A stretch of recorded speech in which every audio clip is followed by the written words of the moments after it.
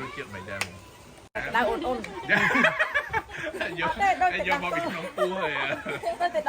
Welcome back to my vlog អត់មាន plan ថានឹងកាត់វីដេអូផុសទេប៉ុន្តែស្ដាយទេសភាពខ្លាំងណាស់អញ្ចឹងក៏សម្រាប់ចាត់យកវីដេអូដែលថតខ្លីៗនេះមកកាត់ជូនបងប្អូនទាំងអស់គ្នាទស្សនាទេសភាពនឹងតែម្ដងតែដែលចូលចិត្តធម្មជាតិជើងភ្នំអីទៅនងថៅជាលក្ខណៈកសិដ្ឋានគេចិញ្ចឹមគោពពែជាមីអញ្ចឹងតែកន្លែងខ្ញុំទៅនឹងមានឈ្មោះថាគៀត Farm បងប្អូនហើយបើសិនអត់អត់ដឹងទៅណាទៅលេងដល់ខ្ញុំជឿថាដឹងតែ fresh ហ្មងហើយអ្នកដែលមានកូនតូចអីនាំទៅលេងសត្វចឹងណាដឹងតែគាត់សប្បាយចិត្តអីមាន plan មុនខ្ញុំយកក្មួយខ្ញុំទៅដើរលេងនឹងទៅដល់កន្លែងចឹងទឹកទឹកក្មួយទេមកដល់កន្លែងនេះគាត់ឲ្យខ្ញុំសាកជាមួយនឹងទឹកដោះប៉ប៉ែស្រស់បងប្អូនច្បាច់ភ្លាមហើយឲ្យខ្ញុំសាកភ្លាមហ្មងពេលហ្នឹងរៀងស្ទាក់ស្ទើរដែរហ្នឹងបន្តែខ្លះហានហ៊ានភ្លុះតែប៉ុន្តែគាត់ឲ្យខ្ញុំអង្គុយនៅអាកៅអីតូចហ្នឹងហើយគាត់ច្បាច់ដាក់មាត់ខ្ញុំហាមាត់ចាំញ៉ាំតែម្ដងតែអត់កើរខ្ញុំក៏សំណូមពរសុំគាត់ហ្នឹង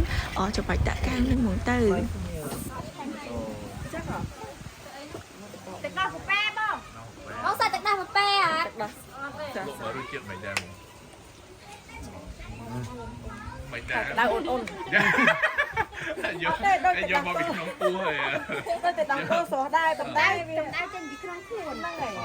អត់ឆ្អែពេកអី